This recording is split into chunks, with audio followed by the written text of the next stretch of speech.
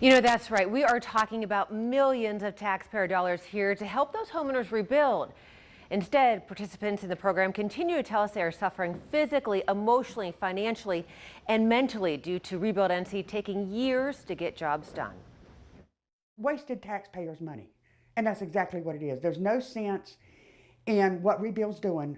It's easy to hear the frustrations. See where the damage and everything in was. Susan Excuse Darnell's me, voice. It's taken a toll on my health and made my health decline because I've had to worry and be frustrated about my house for 7 years. Paying a mortgage on a house you can't live in. It's been 7 years since Hurricane Matthew damaged her Fayetteville home. To fix the storm damage, she applied and was accepted in the state program called Rebuild NC. In 2021, Rebuild moved her out of her home so work could start. For more than 2 years, look at the invoice of more than $46,000 Rebuild paid for Darnell to stay in a hotel.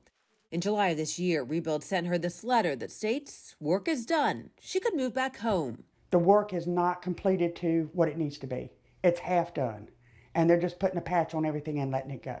You can still see damage, not fix. Here is where the mold has come. Despite her contract with Rebuild saying $55,000 worth of work would be done. Common sense. You don't have to be a carpenter to know that. And Darnell is not alone in waiting for work to be complete. A Rebuild NC homeowner in Kinston sharing these pictures with us. Rebuild paying for his hotel for the last 3 years and 7 months. And work on his hurricane-damaged home still not done. A Red Springs homeowner also reaching out. She refused to go to a hotel, instead staying in her storm-damaged home. She's been waiting years for Rebuild to even start the promised work. This is a failed recovery program from 2 hurricanes.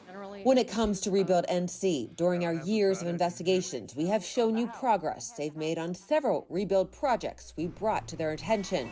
In 2022, going from getting just an average of 5 homes completed in a month to now Rebuild says about 55 homes done each month. But for those still waiting for progress, like Darnell. Until the roof gets done and we find out there's no leaks, he doesn't know what he's going to do. When and if her work ever gets completed by Rebuild. She says she doesn't know if it will be worth it. If I'd have known what I knew 7 years ago, I would have never entered the program. To go through 7 years of suffering and pain. Now, when it comes to Darnell's case, a representative says with rehabilitation projects that they can be complex, and this particular project has undergone 6 change orders, and that this project should be completed next week. Now, we will stay on top of that one because I have been at that home, and if that will be done next week, that would be pretty fast work, so we will see.